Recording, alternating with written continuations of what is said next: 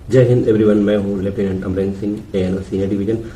आज की वीडियो में मैं लेके आया हूं आपके लिए बी सर्टिफिकेट का एक मॉडल पेपर। इस मॉडल पेपर से गारंटी के साथ 2025 के एग्जाम में 70 से 80% क्वेश्चन यही मिलेंगे। तो देरी न करते हुए चलते हैं, जल्दी से पूरा पेपर इसी एक वीडियो में कवर करते हैं। तो देखिए, question number 1, 5.56 mm INSAS rifle का प्रभावी रेंज कितना है? तो इंसास राइफल का प्रभावी रेंज 400 मीटर और SLR का प्रभावी रेंज 300 गज है। ये आप ध्यान रखिए। इंसास का फुल फॉर्म ध्यान लिखिए, Indian small arm system. Question number 2, बंदूक की नली के कुतर को क्या कहते हैं? तो उसकी जो कुतर है उसको कैलिबर कहते हैं। जो बंदूक की नली का व्यास होता है उसको कैलिबर कहा जाता है। क्वेश्चन नंबर 3, .22 राइफल का अधिकतम सीमा कितनी होती है? तो अधिकतम सीमा 1700 गज होती है। नंबर 4, .22 राइफल का नॉर्मल रेट ऑफ फायर कितना होता है? तो नॉर्मल रेट ऑफ फायर .22 का 5 राउंड प्रति मिनट होता है। यहाँ पे देखिए क्वेश्चन नंबर 5 लिखा हुआ है, LMG का पूर्ण नाम क्या है? तो LMG का पूर्ण नाम लाइट मशीन गन बोलते हैं। तो light machine gun. Question number 6, pull through को साफ करने का एक फायदा है। तो इसमें मतलब पुल थ्रू किससे सफाई की जाती है? पुल थ्रू की तो फर्श, रसोई नहीं, तो पुल राइफल की सफाई की जाती है, उसकी बैरल की सफाई की जाती है पुल थ्रू से, आप सबको पता है। क्वेश्चन नंबर 7, राइफल .22 डिलक्स में कौन सा गोला बारूद इस्तेमाल होता है? तो इसमें .22 इसका जो कैलिबर होता है तो उसका .22 ही गोला बारूद इस्तेमाल होता है। क्वेश्चन नंबर 8, राइफल प्रति सेफ्टी कैच पोजीशन S का मतलब क्या है? S का मतलब होता है सुरक्षित। अगर उसमें एक कैच लगा होता है उसको S पे कर देते हैं तो सुरक्षित होती है, मतलब राइफल से फायर उस समय नहीं होता है। मैगजीन के दबाने से राइफल का कौन सा पुर्जा अलग होता है? तो वो मैगजीन ही अलग हो जाती है, उससे मैगजीन केस राइफल से अलग हो जाता है। फिर उसमें हम बुलेट भरते हैं, फिर से मैगजीन सेट करते हैं। पूरा नाम होता है .2 नंबर 2 Mark 4 BA राइफल की मैगजीन में कितने राउंड आते हैं? तो इसमें 10 राउंड आते हैं कैडेट्स, और जो .22 डिलक्स होता है उसमें 5 राउंड आते हैं। ये नंबर 2 Mark 4 डिलक्स में 10 राउंड आते हैं। 11, .22 इंच डिलक्स राइफल का मेजर वेलोसिटी क्या है? तो उसका 2700 फीट प्रति सेकंड, दोनों की मेजर वेलोसिटी सेम ही होती है। क्वेश्चन नंबर 12, फायरिंग करने के लिए सबसे आरामदायक स्थिति है? तो सबसे आरामदायक स्थिति होती है लेटने की स्थिति। जब हम लोग लेइंग पोजीशन में फायरिंग करते हैं तो वही सबसे आरामदायक स्थिति मानी जाती है। क्वेश्चन नंबर 13, राइफल प्रति सेफ्टी कैच की पोजीशन R का मतलब क्या होता है? तो R का मतलब होता है रैपिड फायर। R पे कर देते हैं सेफ्टी कैच तो उसका मतलब होता है रैपिड फायर।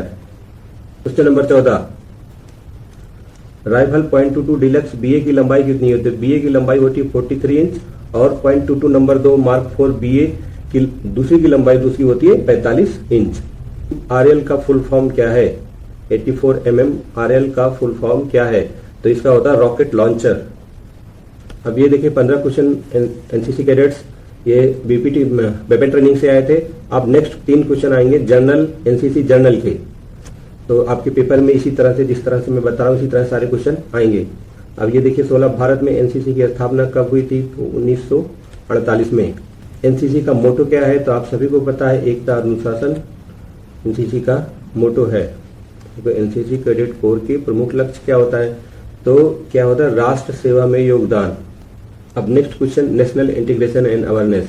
तो इससे 3 जो है आपके 10 क्वेश्चन पूछे जाएंगे। नेशनल इंटीग्रेशन एंड अवेयरनेस से 10 क्वेश्चन पूछे जाते हैं, प्रत्येक क्वेश्चन 2 नंबर के होते हैं, तो 20 अंक का ये आपका पेपर में आता है। तो NCC एकता के संदर्भ में निम्नलिखित कारकों में युवाओं में जागरूकता पैदा करता है। तो ये कौन से? देश की विविध विरासत, भाषा, संस्कृति और धर्म, ये देश की युवाओं में जागरूकता पैदा करता है।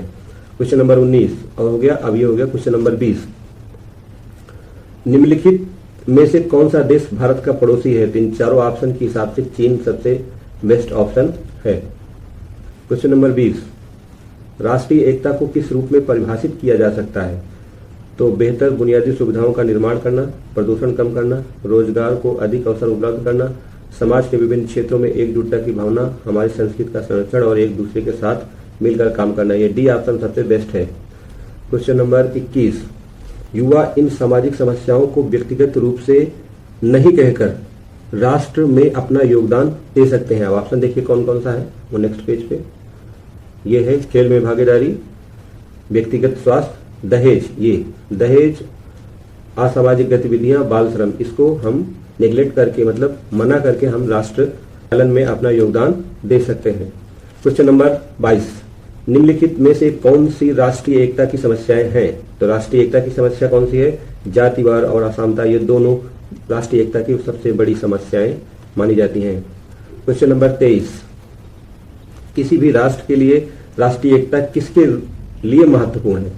तो शांति और सद्भाव बनाए रखने और राष्ट्र की क्षेत्रीय अखंडता बनाए रखें, यही सबसे इंपॉर्टेंट है इसमें। दूसरे देश के साथ बेहतर संबंध से ये ऑप्शन आपसे इसमें सही है क्वेश्चन नंबर 23 में। क्वेश्चन नंबर 24, निम्नलिखित में से कौन राष्ट्रीय एकता के लिए महत्वपूर्ण तत्व है? तो सांस्कृतिक, पारंपरिक मूल्य और अनुशासन, व्यापार एवं वाणिज्य, रोजगार, इनमें से कोई नहीं। तो इसमें सांस्कृतिक, पारंपरिक मूल्य और अनुशासन, ये ऑप्शन सही है।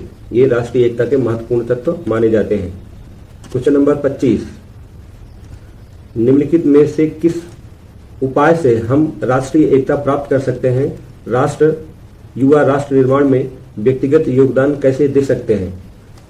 तो ये आपका शिक्षा और सरकारी योजनाएं, बेरोजगार, प्रदूषण एवं जनसंख्या, इनमें से कोई नहीं। तो इसमें शिक्षा और सरकारी योजनाएं, ये ऑप्शन इसमें सही है। शिक्षा और सरकारी योजनाओं के जरिए हम अपने राष्ट्र निर्माण में व्यक्तिगत योगदान दे सकते हैं।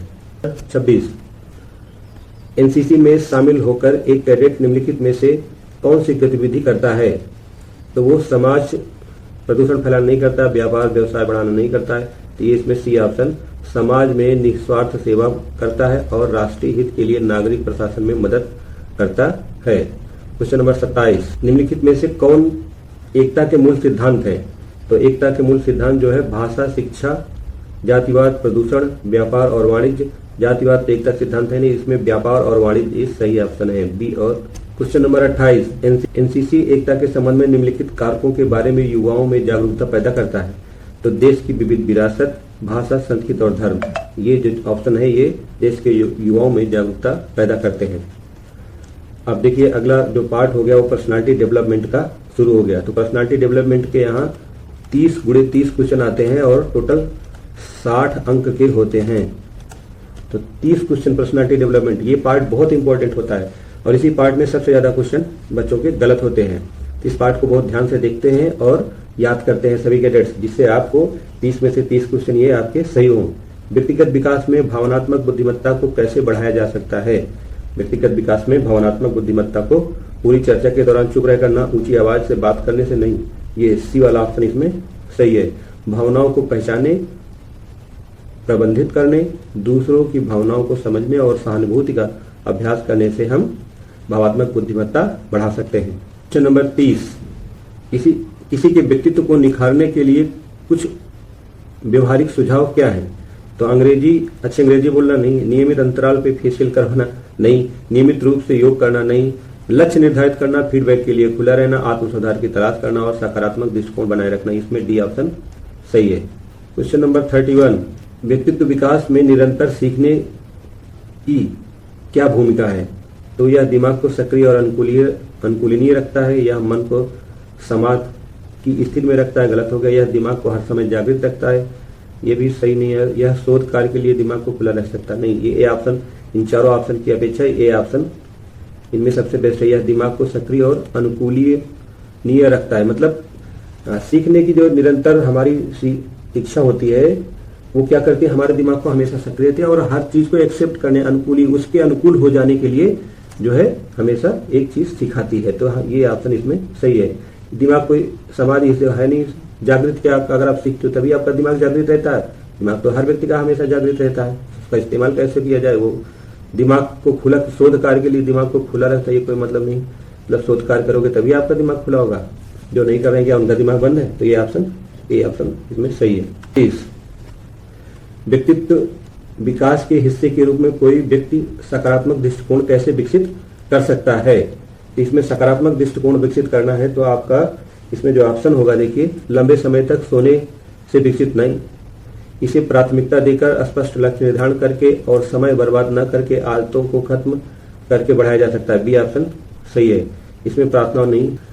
क्वेश्चन नंबर 33, व्यक्तित्व विकास के प्रमुख घटक कौन से हैं? तो इसमें आत्म जागरूकता और आत्मविश्वास, यही दो प्रमुख घटक माने जाते हैं व्यक्तित्व विकास के। क्वेश्चन नंबर 34, लिखित में से कौन सा व्यक्तित्व विकास को प्रभावित नहीं करता है?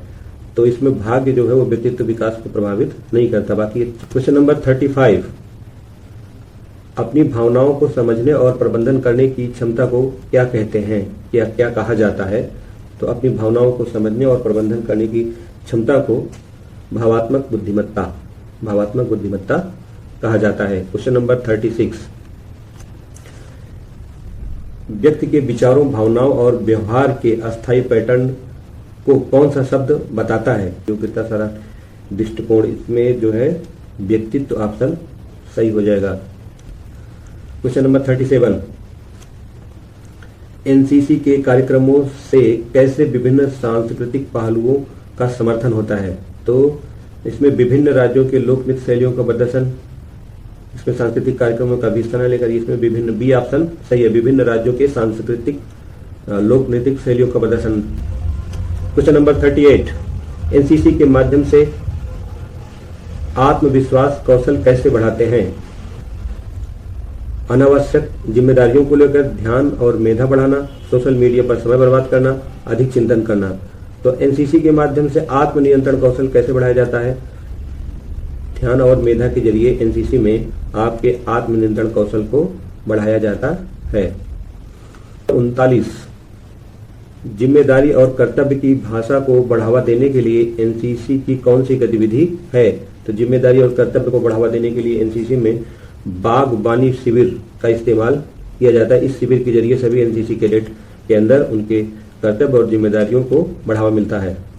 क्वेश्चन नंबर 40, एनसीसी के कौशल विकास में स्वास्थ्य और फिटनेस का क्या योगदान है? तो एनसीसी के कौशल विकास में योग शिक्षा के जरिए हम स्वास्थ्य और फिटनेस पे ध्यान दे दिया जाता है।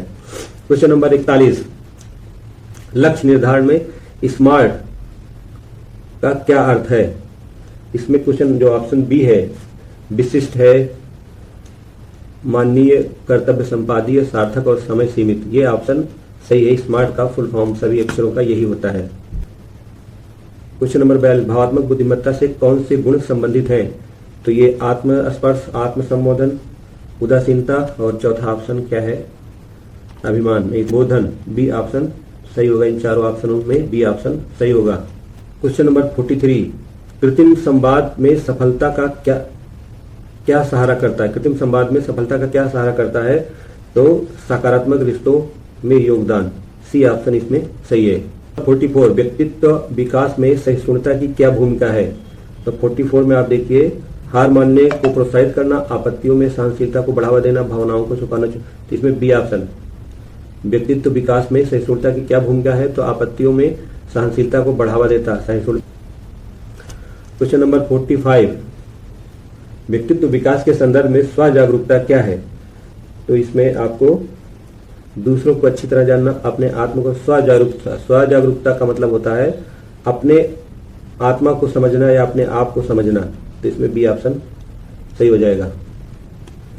क्वेश्चन नंबर 46, व्यक्तित्व विकास में फीडबैक का क्या महत्व है? तो व्यक्तित्व विकास में फीडबैक का यह सुधार आत्म जागरूकता में मदद करता है, यह सुधार के लिए मार्गदर्शन प्रदान करता है, निरंतर सीखने के लिए बढ़ावा देता है।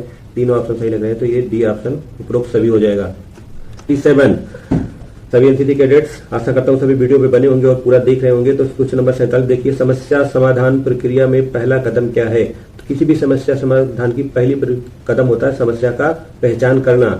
तो ये देखिए बी ऑप्शन, समस्या का पहचान करना, ये सही हो जाएगा। क्वेश्चन नंबर 48, नई स्थिति का समर्थन करने और चुनौतियों को संभालने की क्षमता को क्या कहा जाता है? तो इसमें लचीलापन। क्वेश्चन नंबर 49, कौन सी संवाद अंश होती हैं जिसमें बोलना और सुनना दोनों सक्रिय होता है? तो इसमें बच्चा अमौखिक संवाद, व्यक्तिगत संवाद और आंतरिक संवाद। इसमें मौखिक संवाद ऐसा होता है जिसमें बोलना और सुनना दोनों सक्रिय होता है। जब हम बोलते हैं मुंह से तो हम क्या होते हैं, वो बात अपने आप सुनते भी हैं या दूसरा भी सुनता है। तो क्वेश्चन नंबर 50, एनसीसी के व्यक्तित्व विकास में यह उद्देश्य कौन कौन सा है? इसमें बी ऑप्शन, अनुशासन और नेतृत्व को बढ़ावा दिया जाता है। क्वेश्चन नंबर 51, तो इसमें विफलता और असफलता के सामने कोई व्यक्ति लचीलापन कैसे बना सकता है? तो क्वेश्चन नंबर 51 में लचीलेपन के निर्माण में विफलताओं को फिर से परिभाषित करना और लगातार बने रहना शामिल है। लचीलेपन के निर्माण में सीखने का अवसर शामिल है, ये भी सही है। लचीलेपन के निर्माण में समर्थन मांगना शामिल है, ये उपरोक्त सभी डी ऑप्शन सही हो जाएगा। इसमें सारे ऑप्शन सही लग रहे हैं। क्वेश्चन नंबर 52, व्यक्तित्व विकास में आत्म देखभाल का क्या महत्व है? तो इस शारीरिक कल्याण बनाए रखने के लिए आत्म देखभाल आवश्यक नहीं, मानसिक कल्याण बनाए रखने के लिए आत्म देखभाल की जरूरत होती है और भावात्मक भलाई बनाए रखने के लिए आत्म देखभाल की आवश्यकता होती है। उपरोक्त सभी में डी ऑप्शन सही हो जाएगा। क्वेश्चन नंबर 53, कोई व्यक्ति क्रोध और नकारात्मक भावनाओं को प्रभावी ढंग से कैसे प्रतिबंधित कर सकता है? अच्छी फिल्में देखकर नहीं, इसमें ट्रिगर्स को पहचानना, रोकना और विश्राम तकनीक का उपयोग करना शामिल है। चुप रहने नहीं, क्रोध और नकारात्मक, और इसमें अब बी ऑप्शन सही है। ऑप्शन में बी ऑप्शन सबसे परफेक्ट है। क्वेश्चन नंबर 44, कोई व्यक्ति अपने व्यक्तित्व विकास के हिस्से के रूप में नेतृत्व कौशल कैसे विकसित कर सकता है? तो इसमें उसे मार्गदर्शन के माध्यम से विकसित किया जा सकता है। नेतृत्व की भूमिका निभाना, नेतृत्व सिद्धांतों का अध्ययन करना, इसमें भी ए ऑप्शन सही है। क्वेश्चन नंबर 44 का ए ऑप्शन। क्वेश्चन नंबर 55, लक्ष्य निर्धारण व्यक्तित्व विकास में किस प्रकार योगदान देता है? तो लक्ष्य निर्धारण, इसमें लक्ष्य निर्धारित करना, प्रतिक्रिया के लिए खुला रहना, आत्म सुधार तलाश करना और सकारात्मक दृष्टिकोण रखना, यह ऑप्शन सही है। 56, कोई व्यक्ति अपने सार्वजनिक बोलने के कौशल को कैसे सुधार सकता है? तो इसे अभ्यास, सार्वजनिक भाषण क्लब में शामिल होने और रचनात्मक प्रतिक्रिया प्राप्त करने के माध्यम से बेहतर बनाया जा सकता है। ट्यूशन कक्षा लेने से वरिष्ठ नहीं, इसमें ए ऑप्शन ही बेस्ट है। क्वेश्चन नंबर 57, व्यक्तित्व विकास में प्रभावी संघर्ष समाधान की कुंजी क्या है? व्यक्तित्व विकास में प्रभावी संघर्ष समाधान की कुंजी क्या है? तो इसमें ए ऑप्शन सही है। इसमें सक्रिय रूप से सुनना, सामान्य सुधार ढूंढना, जीत समाधान तलाशना आज शामिल है। क्वेश्चन नंबर 58, व्यक्तित्व विकास में अनुकूल क्षमता का क्या महत्व है? तो इसमें 58 में 50 नंबर 58 में जो है, यह व्यक्ति को परिवर्तित और अनिश्चितता से निपटने में मदद करता है। तो इसमें बी ऑप्शन सबसे अच्छा है, बी ऑप्शन सही है।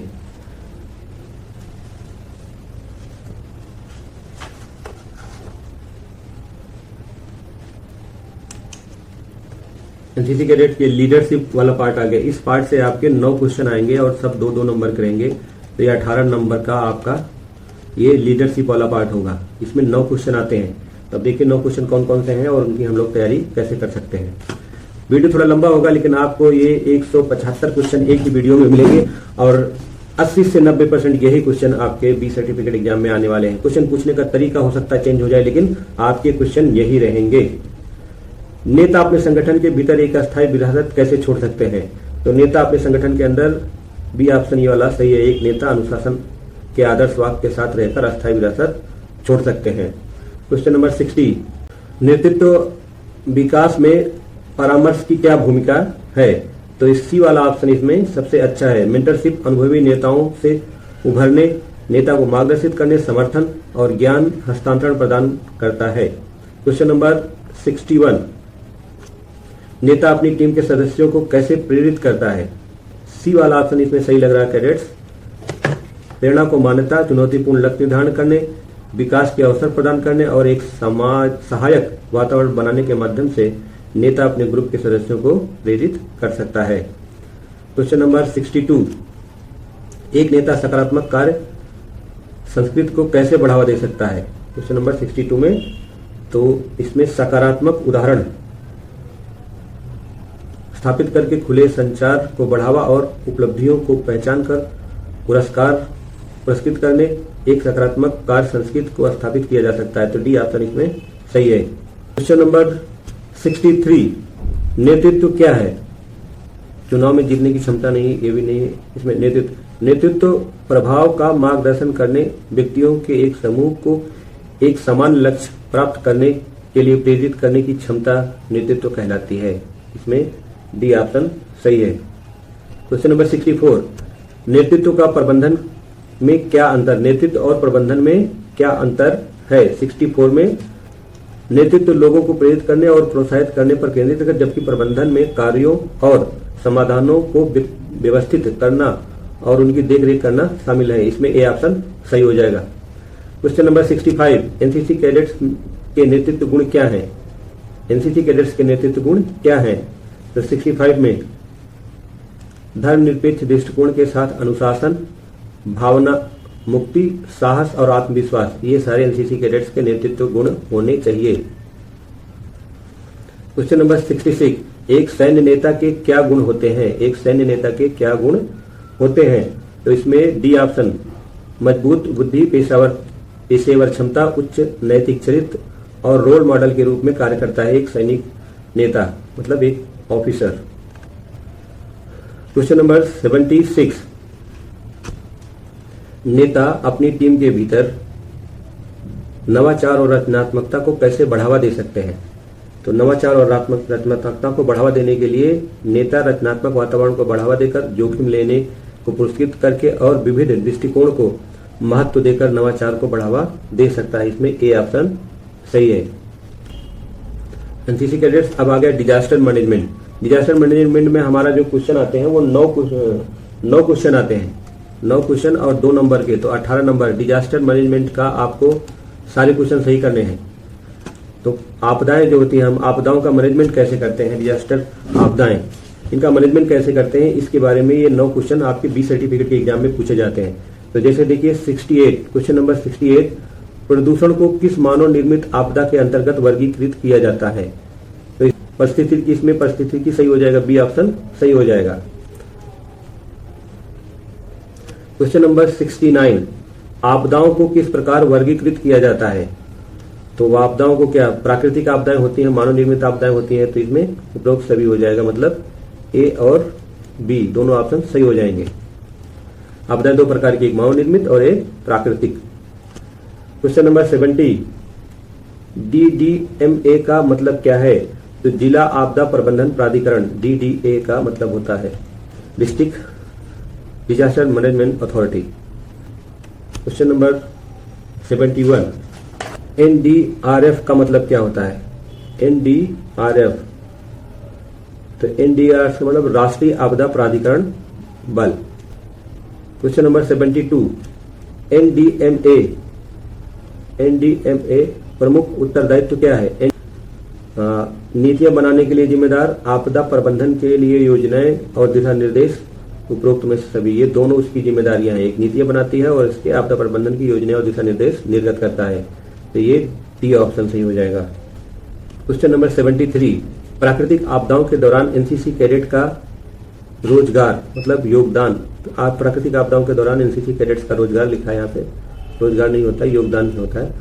तत्काल कार्रवाई, प्रारंभिक कानून और व्यवस्था, घेराबंदी, उपरोक्त सभी, तो डी ऑप्शन सही है।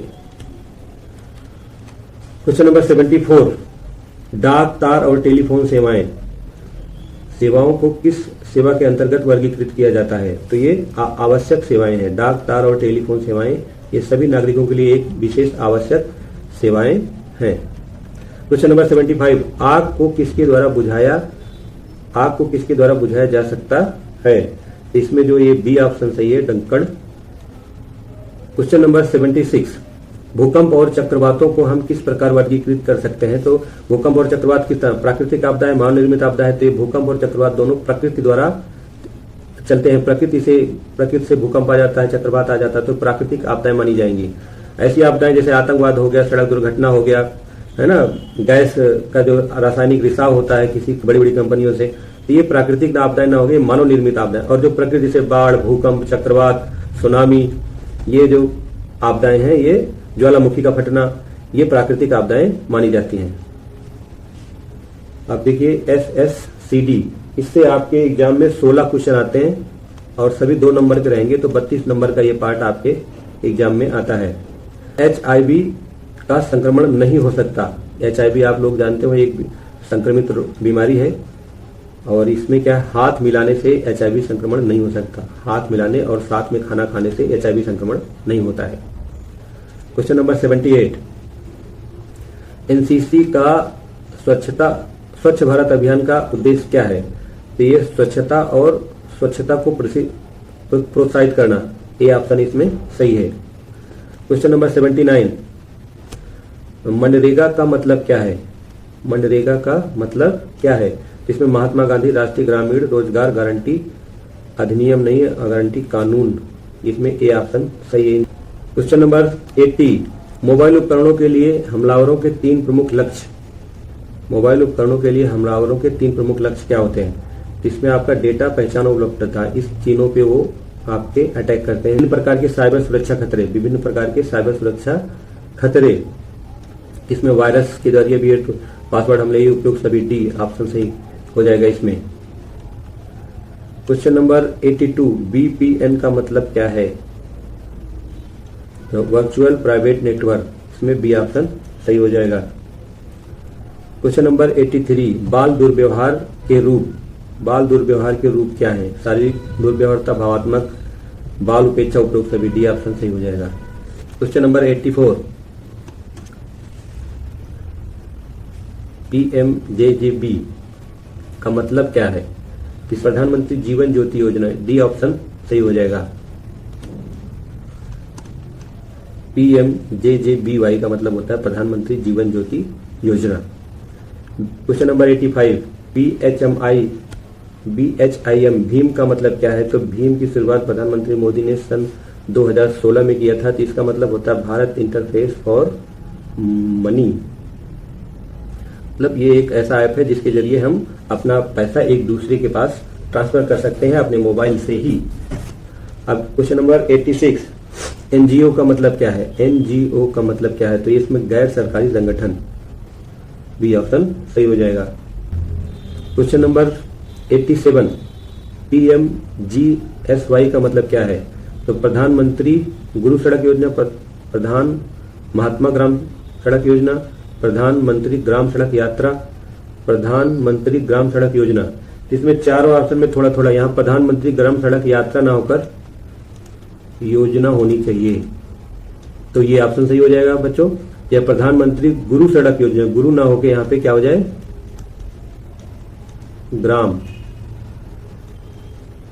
तो ये ऑप्शन सही हो जाएगा। प्रधानमंत्री ग्राम सड़क योजना, इसका मतलब होता है प्रधानमंत्री ग्राम सड़क योजना।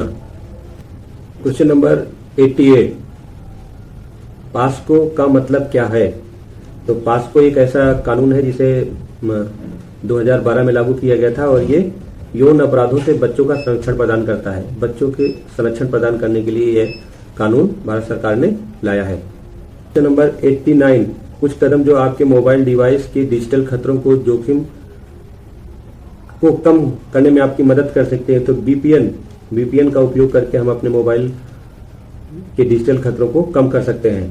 क्वेश्चन नंबर 90, NCC के एक भारत श्रेष्ठ भारत का पहल का उद्देश्य क्या है? एक भारत श्रेष्ठ भारत जो कैंप लगता है NCC में, उसका उद्देश्य पूछ रहा है यहाँ पे। तो राष्ट्रीय एकता को बढ़ावा देना, इसका प्रमुख उद्देश्य है राष्ट्रीय एकता को बढ़ावा देना। एक भारत श्रेष्ठ भारत का कैंप हर साल लगता है। हर बटालियन से जो है 4 से 5 बालक इस कैंप के लिए सिलेक्ट किए जाते हैं CO के माध्यम से, इंटरव्यू के माध्यम से। इसका प्रमुख उद्देश्य है राष्ट्रीय एकता को बढ़ावा देना। क्वेश्चन नंबर 91, NCC को हरित कैडेट कार्यक्रम किस पर प्रमोट करता है? तो हरित कैडेट कार्यक्रम जो है कार्यक्रम पर्यावरण संरक्षण को प्रमोट करने के लिए NCC द्वारा हरित कैडेट कार्यक्रम चलाया जाता है, जिसमें क्वेश्चन नंबर 92, NCC के स्वच्छ भारत अभियान के तहत किसे प्रमोट किया जाता है? स्वच्छ भारत अभियान के तहत स्वच्छता को विशेष वरीयता देने के लिए यह अभियान चलाया जाता है। तो इसमें खेल और स्वास्थ्य, स्कॉलरशिप, आपदा, तो ये ऑप्शन इसमें आप जा सकते हो। स्वच्छता और स्वच्छता, ये चारों ऑप्शन कुछ विशेष अच्छे नहीं लग रहे हैं, लेकिन इसमें चारों ऑप्शन की अपेक्षा स्वच्छता और स्वच्छता पे हम स्वच्छ भारत अभियान के तहत खेल और स्वास्थ्य भी उसमें कुछ प्रमोट किया जाता है, लेकिन चारों ऑप्शन के हिसाब से मेरे हिसाब से स्वच्छता और स्वच्छता पे आप जाइए। अब देखिए नेक्स्ट जो पार्ट आ गया आपका हेल्थ और हाइजीन। अब हेल्थ और हाइजीन पार्ट, अब इस पार्ट से आपके 13 क्वेश्चन आते हैं और 13 क्वेश्चन वो प्रत्येक 2 नंबर के रहेंगे, तो आपके 26 अंक हो जाएगा। हेल्थ और हाइजीन आपके 13 क्वेश्चन। अब देखते हैं 13 क्वेश्चन कौन कौन से हैं। वह सिस्टम जो शरीर के कार्यों को नियंत्रण और समन्वित करता है, मेमोरी बनाए रखता है और सिग्नल प्राप्त करता है, तो उस तंत्र को क्या बोलते हैं? तंत्रिका तंत्र। ये बहुत ही इंपॉर्टेंट क्वेश्चन है किसी भी एग्जाम के लिए। क्वेश्चन नंबर 94, मानव शरीर में मांसपेशियां हैं, तो इसमें सबसे बड़ा ऑप्शन 588 सही हो जाएगा। 600 प्लस मांसपेशियां होती हैं, तो ऑप्शन 588 सबसे ज्यादा यही सही हो जाएगा। क्वेश्चन नंबर 95, जल के स्रोत हैं, तो वर्षा भी है, सतही जल है, भूमिगत, उपरोक्त सभी। डी ऑप्शन सही हो जाएगा इसमें। क्वेश्चन नंबर 96, संचारी रोग के वर्गीकरण का वर्णन करें। 96 में उपरोक्त सभी। 97, संक्रमण रोग से बचने के क्या उपाय हैं, तो 97 ऑप्शन दूसरे पेज पे है। रोगी को अलग करें, संक्रमण पैदा करने वाले एजेंट मरना कीड़ा नष्ट करें, इसमें उपरोक्त सभी। डी ऑप्शन में, डी ऑप्शन सही होगा 97 का। क्वेश्चन नंबर 98, शरीर सभी जटिल मशीनों में सबसे महान है, तो यहाँ खाली स्थान है। शरीर सभी जटिल मशीनों में सबसे महान है, तो जानवर, इंसान, कीट और पक्षी। तो इसमें इंसान की शरीर सभी मशीनों का एक सबसे महान उदाहरण है। क्वेश्चन नंबर 99, HIV का मतलब क्या है, तो HIV इसमें B option, human immunodeficiency virus, इसका फुल फॉर्म होता है HIV का मतलब। क्वेश्चन नंबर 100, CPR का मतलब क्या होता है। CPR दिया जाता है, आप देखते हुए किसी के दिल का दौरा पड़ता है, हार्ट अटैक आता है, तो उसे CPR दे के बचाया जाता है। इसमें सी ऑप्शन सही है। सुरक्षित भोजन की कुंजी, तो इसमें भोजन को सुरक्षित तापमान पर रखें। ये सुरक्षित भोजन की जो 5 कुंजी है उसमें से ये एक है। 5 कुंजियां कौन है? साफ सफाई रखें, कच्चे और पक्के को अलग करें, अच्छी तरह से पकाएं, भोजन को सुरक्षित तापमान पर रखें, सुरक्षित पानी का इस्तेमाल करें। ये 5 कुंजी होती है सुरक्षित भोजन की, उसमें से सुरक्षित भोजन को उचित तापमान पर रखें। क्वेश्चन नंबर 102, साबुन के साथ हाथ धोने का क्या समय है? 5 सेकेंड, 10, 40 से 60 सेकेंड, 2 मिनट, 5 मिनट। इसमें 10 सेकेंड से ऊपर होता है, तो इसमें बी ऑप्शन सही हो जाएगा इन ऑप्शनों के हिसाब से, 40 से 60 सेकेंड। क्वेश्चन नंबर 103, निम्नलिखित में से कौन परिसंचरण प्रणाली का मुख्य अंग है? तो दिल प्रमुख अंग है। क्वेश्चन नंबर 104, अच्छे स्वास्थ्य के तहत क्या है? अच्छे स्वास्थ्य के तत्व क्या है? तो इसमें उपरोक्त सभी। डी ऑप्शन सही होगा। क्वेश्चन नंबर 105, घाव के प्रकारों के वर्गीकरण किया गया है। तो घाव कितने प्रकार के होते हैं? तो 5 प्रकार के घाव के 5 प्रकार के वर्गीकरण, मतलब घाव के कितने प्रकार होते हैं? तो 5 प्रकार के घाव माने गए हैं। अब देखिए एडवेंचर, अगला पार्ट जो आपका हो गया एडवेंचर, इससे कितने क्वेश्चन आते हैं? तो 8 क्वेश्चन एडवेंचर से आते हैं। 8 क्वेश्चन और 2 नंबर के सारे रहेंगे, तो 16 अंक हो जाएगा आपका ये। अब एडवेंचर में देखते हैं कौन कौन से क्वेश्चन हैं। सभी कैडेट्स वीडियो में बने रहें। आपका एक बार आपने ये वीडियो पूरा देख लिया तो आपका 80 से 90% क्वेश्चन सही हो जाएंगे। ये 106 में रॉक क्लाइंबिंग में प्रतिभागी क्या करते हैं? तो चट्टानों पे चढ़ते हैं, इसमें ए ऑप्शन सही हो गया। क्वेश्चन नंबर 107, स्थिरिंग प्रशिक्षण द्वारा किया जाता है। तो ये कैसा? तो हेलीकॉप्टर द्वारा स्थिरिंग प्रशिक्षण द्वारा किया जाता है। तो ये हेलीकॉप्टर द्वारा आपको वहां ऐसे जंगलों में या कहीं जो स्पॉट पर उतारते हैं जहां पे कोई घटना हुई हो। क्वेश्चन नंबर 108, नेहरू पर्यावरण संस्थान स्थित है। तो नेहरू पर्यावरण संस्थान उत्तरकाशी में स्थित है। क्वेश्चन नंबर 109, हार्मोन्स को वाहन के साथ जोड़ा जाता है। ये ऑप्शन आपको देखिए।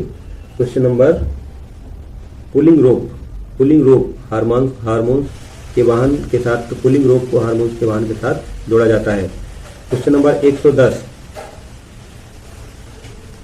ड्रिंकिंग के दौरान पर्याप्त पानी नहीं होने से हो जाता है। तो डिहाइड्रेशन हो जाता है ड्रिंकिंग के दौरान अगर हम पर्याप्त पानी नहीं पीते हैं तो। क्वेश्चन नंबर 111, उच्च हवाई वाले क्षेत्रों में ट्रैकिंग करने से पहले हमें उचित करना चाहिए तो क्या चीज? जलवायु अनुकूलन करना चाहिए। क्वेश्चन नंबर 12, पैरासेलर को सिर की चोटों से बचने के लिए हमेशा क्या पहनना चाहिए? तो इसमें हेलमेट पहनना चाहिए। सिर की चोटों से बचने के लिए हेलमेट पहनना चाहिए। क्वेश्चन नंबर 113, एक विशेष रूप से डिजाइन किए गए कैनोपी से जुड़े होने के दौरान एक वाहन द्वारा खींचे जाने को क्या कहा जाता है? तो इसको पैरासेलिंग। 113 का डी ऑप्शन सही है। अब ये डिजास्टर मैनेजमेंट से हो गए हमारे 8 क्वेश्चन। ऑप्टिकल ट्रेनिंग के तो इसके 3 क्वेश्चन पूछे जाते हैं। ऑप्टिकल ट्रेनिंग के 3 क्वेश्चन पूछे जाते हैं और 2 नंबर के सभी हो गए, तो 6। 3 क्वेश्चन एनसीसी जनरल से, 3 क्वेश्चन ओटी से। देखिए कौन कौन से क्वेश्चन है ओटी से। पहला, ऊंची दीवार कितने फीट ऊंची और कितने फीट लंबी होती है? तो 6 बाई 12 का होता है ये। 6 फीट ऊंची और 12 फीट लंबी होती है, तो इसमें बी ऑप्शन सही हो गया। अब 115, लेफ्ट हैंड वार्ड किस हाथ की मदद से पार किया जाता है? तो लेफ्ट हैंड वार्ड लिखा ही है। लेफ्ट हैंड वार्ड किस हाथ का? तो लेफ्ट हैंड की मदद से पार किया जाता है। लेफ्ट हैंड, इसमें सी ऑप्शन सही हो जाएगा। अब क्वेश्चन नंबर 116, स्ट्रेट बैलेंस कितने इंच मोटी और कितने इंच लंबी होती है? स्ट्रेट बैलेंस जो सबसे पहले हम लोग शुरू करते हैं तो कितना होता है? तो इसमें डी ऑप्शन 3 इंच मोटी, 12 फीट लंबी और 4 इंच चौड़ी होती है।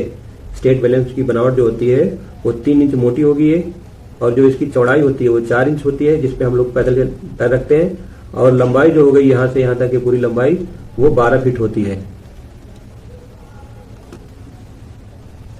बॉर्डर एंड कोस्टल एरिया से 4 क्वेश्चन आएंगे। 117, भारत की उत्तरी सीमा पर स्थित है। तो भारत की उत्तरी सीमा पर हिमालय पहाड़ स्थित है। क्वेश्चन नंबर 118, भारत के साथ सबसे लंबी सीमा किस देश की है? तो भारत के साथ सबसे लंबी थल सीमा बांग्लादेश की है। क्वेश्चन नंबर 119, 1 जून 2022 को भारत और बांग्लादेश के बीच निम्नलिखित में से क्या शुरू किया गया था? तो ऑप्शन नेक्स्ट पेज पे है। तो मिताली एक्सप्रेस नामक एक ट्रेन शुरू की गई थी। ये 1 जून 2022 को भारत और बांग्लादेश के बीच में। क्वेश्चन नंबर 120, जम्मू एवं कश्मीर राज्य किस देश की सीमा से लगता है? तो जम्मू और कश्मीर राज्य पाकिस्तान देश की सीमा से लगता है। तो ये आपके 120 क्वेश्चन हो गया। अब यहाँ से जो स्पेशल सब्जेक्ट होता है जो आर्मी के बच्चों के लिए होता है, अभी तक तो ये कॉमन सब्जेक्ट है, चाहे आप वायुसेना से एनसीसी कर रहे हो चाहे जल सेना से, ये सबके लिए इम्पोर्टेंट। लेकिन ये क्या होता है? ये विशिष्ट विषय थल सेना, स्पेशल सब्जेक्ट, ये थल सेना के कैडेट्स से ही पूछे जाते हैं। तो ये 55 क्वेश्चन होते हैं, सभी जो है 2-2 नंबर के होते हैं। तो इसमें से 5 या 6 क्वेश्चन की जो फोटो है वो थोड़ा गड़बड़ आई है। चलिए 5 क्वेश्चन छोड़ते हैं, नेक्स्ट पे चलते हैं। 7वां क्वेश्चन है, पूर्वी कमान का मुख्यालय कहाँ है? तो सेना को 7 कमानों में बांटा गया है, पूर्वी, पश्चिमी, उत्तरी, दक्षिणी और प्रशिक्षण कमान और उत्तरी दक्षिणी कमान। तो पूर्वी कमान का यहाँ पे स्थान पूछा तो पूर्वी कमान हमारी कोलकाता में है, मध्य कमान लखनऊ में है। इसमें 2 ऑप्शन है। क्वेश्चन नंबर 8, भारतीय सैन्य अकादमी कहाँ है? तो ऑप्शन में पुणे देखिए। क्वेश्चन नंबर 9, भारत के रक्षा मंत्री कौन है? तो अभी भी भारत के रक्षा मंत्री राजनाथ सिंह जी हैं। क्वेश्चन नंबर अब इसमें 10 है, एनसीसी कैडेट्स को अशोक चक्र कब प्राप्त हुआ था? तो एनसीसी कैडेट्स को अशोक चक्र 1966 में प्राप्त हुआ था। राष्ट्रीय कैडेट कोर के सार्जेंट प्रताप सिंह को साल 1966 में अशोक चक्र से सम्मानित किया गया था। तो 1965 की लड़ाई में इनका बहुत अच्छा योगदान था, तो उसी योगदान के प्रतिफल स्वरूप इन्हें अशोक चक्र सम्मानित किया गया था, अशोक चक्र से। अब नेक्स्ट जो क्वेश्चन है वो आपके मैप रीडिंग के आ गए। मैप रीडिंग के जो क्वेश्चन है देखते हैं यहाँ पे। क्वेश्चन नंबर 11, सर्वे मैपों पर खड़े रुख में खींची गई काली रेखाओं को क्या कहते हैं? सर्वे मैपों में खड़े रुख में खींची गई काली रेखाओं को क्या कहा जाता है? तो यहाँ पे उत्तरी रेखाएं बोला जाता है इन्हें। ऑप्शन, सर्वे मैप में रेलवे लाइन को किस रंग से दिखाया जाता है? तो सर्वे मैप में रेलवे लाइन को काले रंग से दिखाया जाता है। क्वेश्चन नंबर 13, कंपास द्वारा पढ़े गए बेरिंग को क्या कहते हैं? तो यहाँ पे एमबी कहा जाता है। अब क्वेश्चन नंबर 14, किन्हीं दो स्थानों की ऊंचाई के अंतर को क्या कहा जाता है? किन्हीं दो स्थानों की ऊंचाई के अंतर को क्या कहा जाता है? इसमें HE। क्वेश्चन नंबर 15, दो स्थानों के बीच के पड़े एवं खड़े फासले को अनुपात को क्या कहते हैं? तो ये जो है ग्रेडिंग कहा जाता है। इसमें दो स्थानों के फासले को ग्रेडिंग। क्वेश्चन नंबर 16, पृथ्वी को कुल कितने देशांतरों में बांटा गया है? तो पृथ्वी को कुल 360 देशांतरों में बांटा गया है। क्वेश्चन नंबर 17, भारत का एटलस श्रृंखला का प्रथम मानचित्र किस देश में छपा गया था? तो एटलस श्रृंखला का प्रथम मानचित्र, तो एटलस जो श्रृंखला है वो इंग्लैंड से शुरू की गई है। तो इसमें भारत और इंग्लैंड दोनों सत्ता थे, लेकिन हम यहाँ पे इंग्लैंड के ऑप्शन में जाएंगे क्योंकि नेट पे ये पूरा कभी अच्छे से मिल नहीं रहा। आप लोग सर्च करके कमेंट पे लिखिएगा कि ये इसका सही ऑप्शन क्या है। मेरे हिसाब से तो इंग्लैंड है। क्वेश्चन नंबर 18, मध्यवर्ती दिशाओं की कुल कितनी संख्या होती है? तो प्रमुख दिशाएं तो 4 होती हैं और मध्यवर्ती दिशाएं होती हैं 8। इसके लिखा है उत्तर दिशा कितनी डिग्री पर स्थित है? तो उत्तर दिशा 90 डिग्री पर, ऑप्शन के हिसाब से इसमें 90 डिग्री पर स्थित है। कब्रिस्तान की मदद से किस दिशा का ज्ञान कर सकते हैं? तो कब्रिस्तान की मदद से हम उत्तर दिशा का ज्ञान कर सकते हैं। क्वेश्चन नंबर 21, मानचित्र पर स्केल को कितनी विधियों द्वारा प्रकट किया जाता था? तो 3 विधियों द्वारा। क्वेश्चन नंबर 22, सर्वे मैपों के ऊपर अक्षांश और देशांतर रेखाओं के जाल को क्या कहते हैं? ऑप्शन में बेटा इसमें ग्रिड संदर्भ भी हमें सही लग रहा है। बाकी आपको कुछ और लग रहा हो तो नेट पे सर्च करके कमेंट बॉक्स में जरूर बताना कि सर्वे मैपों के ऊपर अक्षांश एवं देशांतर रेखाओं के जाल को क्या कहते हैं। इसमें दूरी है, दिशा है, इनमें से कोई नहीं।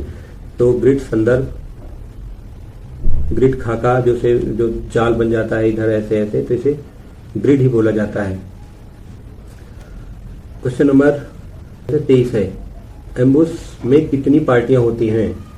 तो एम्बुश में 4 पार्टियां होती हैं। क्वेश्चन नंबर 24, ब्रैकेटिंग किसकी विधि है? तो ब्रैकेटिंग दूरी के अनुमान लगाने की एक विधि है। मैंने बताया दूरी के अनुमान लगाने के 6 तरीके होते हैं, उसमें से एक विधि ब्रैकेटिंग भी होती है। क्वेश्चन नंबर 25, सिग्नल समझ लिया का संकेत है। तो मुट्ठी बंद करके ऊपर, ये सिग्नल समझ लिया का संकेत माना जाता है। क्वेश्चन नंबर 26, निम्नलिखित में से सेक्शन फॉर्मेशन के प्रकार है। सेक्शन फॉर्मेशन के प्रकार है सिंगल फाइल फॉर्मेशन, डायमंड, उपरोक्त सभी। क्वेश्चन नंबर 27, भूमि और शस्त्र को अपनी सुविधा अनुसार प्रयोग करने की कला को क्या कहते हैं? तो फील्ड क्राफ्ट। भूमि और शस्त्र को अपनी सुविधा अनुसार प्रयोग करने की कला को फील्ड क्राफ्ट कहा जाता है। क्वेश्चन नंबर 28, टारगेट दिखाने के लिए किस हाथ का इस्तेमाल डिग्री बताने के लिए किया जाता है? तो बाएं हाथ से हम लोग डिग्री मापते हैं। बाएं हाथ से हम लोग अधिकतम डिग्री 19 डिग्री तक माप सकते हैं।